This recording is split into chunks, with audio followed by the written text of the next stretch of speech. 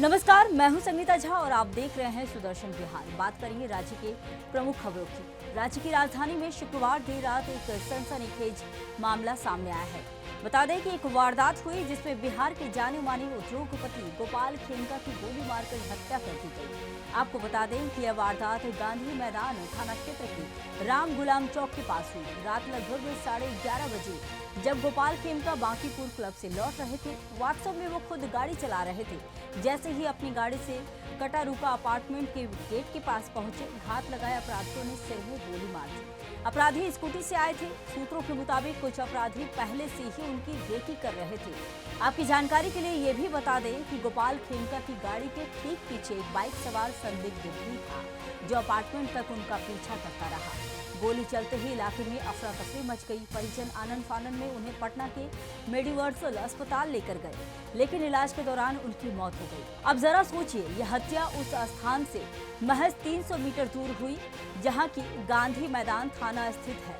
फिर भी 1 घंटे तक पुलिस मौके पर नहीं पहुंची। परिजनों ने जब स्थानीय पुलिस को कॉल किया तो किसी ने फोन रिसीव नहीं किया। बाद में एडीजी मुख्यालय कुंदन कृष्णन को कॉल करके घटना की सूचना दी गई। इसके बाद ही पटना पुलिस सक्रिय हुई। घटना के बाद एसएसपी सिटी, एसपी और सांसद पप्पू यादव मौके पर पहुंचे।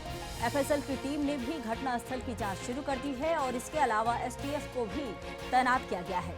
आपको बता दें कि मुख्यमंत्री नीतीश कुमार ने डीजीपी से मामले की पूरी जानकारी ली है और स्पष्ट निर्देश दिए हैं कि अपराधियों की गिरफ्तारी में कोई कोताही ना हो। इस मामले की जांच के लिए एसआईटी का गठन किया गया है।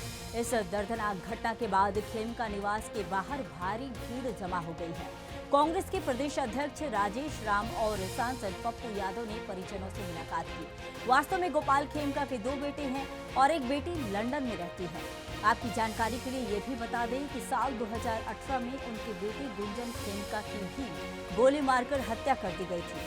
हाजीपुर की इंडस्ट्रियल एरिया में उनकी कॉटन फैक्ट्री के गेट के बाहर ही दूसरे बेटे गौरव खेमका पटना के आईजीआईएमएस में डॉक्टर है।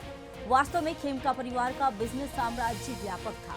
पेट्रोल पंप से लेकर फैक्ट्री और अस्पताल तक हर सेक्टर में गोपाल खेमका ने अपनी साख बनाई थी।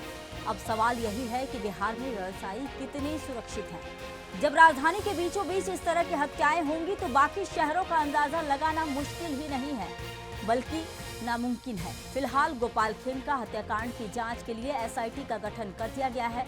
अगली खबर बता दें आपको कि बिहार की राजनीति के लिए 5 जुलाई की तारीख बेहद अहम साबित हुई है। आज पटना के बापू सभागार में राष्ट्रीय जनता दल यानी आरजेडी की राष्ट्रीय परिषद की बैठक आयोजित की गई। इस बैठक में एक बार फिर पार्टी के संस्थापक लालू प्रसाद यादव को आरजेडी का राष्ट्रीय अध्यक्ष चुना गया है। आपको बता दें कि ये लालू यादव का इस पद का 13वां कार्यकाल होगा।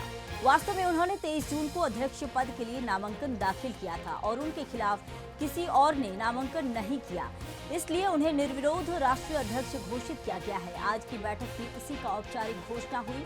साथ ही लालू यादव को राष्ट्रीय अध्यक्ष का ताज पहनाया गया। अब जहां एक और चर्चा थी कि लालू यादव अब पार्टी की कमान अपने बेटे तेजस्वी यादव को सौंप सकते हैं, लेकिन फिलहाल तेजस्वी को थोड़ा और इंतजार करना पड़ेगा।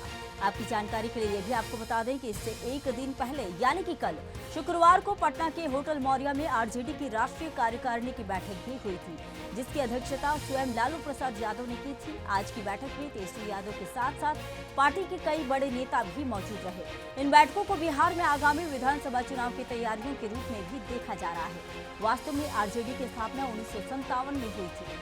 अब लालू यादव ने जनता दल से अलग होकर अपनी पार्टी बनाई। तब से लेकर आज तक यानी 28 वर्षों से वे लगातार पार्टी के अध्यक्ष हैं। राजनीतिक रूप से देखें तो इस बैठक के जरिए आरजेडी ने साफ कर दिया है कि नेतृत्व की बागडोर अब भी लालू यादव के ही हाथों में है और आने वाले चुनाव में पार्टी की रणनीति का केंद्र भी वही रहेंगे। अगली खबर आपको बता दें कि बिहार विधानसभा चुनाव को लेकर राजनीतिक हलचल तेज हो गई है। इस बीच एआईएमआईएम ने एक नया सियासी दांव खेला है। एआईएमआईएम ने अपनी पार्टी को महागठबंधन में शामिल किए जाने के लिए आरजेडी को प्रस्ताव भेजा है। दरअसल एआईएमआईएम के प्रदेश अध्यक्ष और बिहार में पार्टी के इकलौते विधायक अख्तरुल इमान ने आरजेडी सुप्रीमो लालू प्रसाद यादव को पत्र लिखकर यह प्रस्ताव दिया। एआईएमआईएम की तरफ से भेजे गए इस पत्र में यह मांग की गई थी की पार्टी को महागठबंधन में शामिल किया जाए। आपको बता दें कि इस प्रस्ताव के पीछे एआईएमआईएम का उद्देश्य बिहार की सियासत में अपनी हिस्सेदारी बढ़ाना था, लेकिन आरजेडी ने इस प्रस्ताव को ठुकराते हुए साफ कर दिया है कि ओवैसी की पार्टी को महागठबंधन में शामिल करने का कोई सवाल नहीं है।